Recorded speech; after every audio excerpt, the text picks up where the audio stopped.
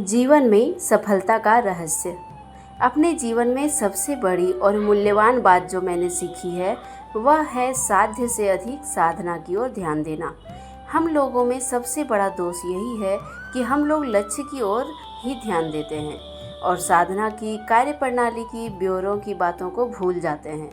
और इसीलिए इसका परिणाम यह होता है कि यदि हम अपने लक्ष्य पर एक बार पहुंच भी गए, यदि हमको एक बार सफलता मिल भी गई, तो भी हमारी वह सफलता अस्थायी नहीं होती और हम शीघ्र ही फिसल जाते हैं। हमें सबसे पहले यह बात ध्यान में बिठा लेनी चाहिए कि हमारी कार्यप्रणाली की शुद्धता और अशुद्धता पर ही कार्य का फलाफल निर्भर करता है। यदि हमारी प्रणाली ठीक नहीं रही तो फल कभी ठीक नहीं हो सकता। पद्धति पर ध्यान देने से परिणाम आशा और अभिलाषा के अनुरूप ही होगा। इसमें तनिक भी संयस नहीं। प्रणाली की विशुद्धता ही फल है। अतः हमें चाहिए कि अपना सारा ध्यान कर्म और उसकी प्रणाली पर ही रखें।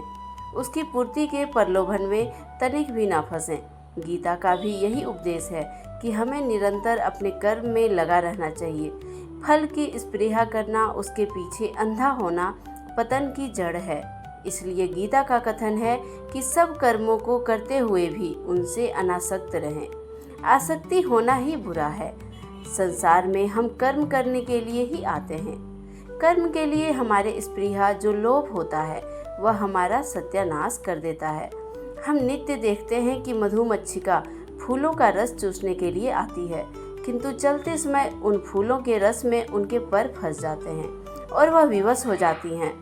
इसका कारण उनके अंदर मधु के प्रति उसकी आसक्ति है। उसी प्रकार हम भी इसी विश्व में केवल कर्म करने के लिए आते हैं, किंतु अपनी मूर्खता से उसके फल के प्रति आसक्ति के रहने के कारण संसार में ही फंस जाते हैं। फल इसका बड़ा घातक होता है। हमारी स्वतंत्रता छिन जाती है, हम गुलाम हो जाते हैं।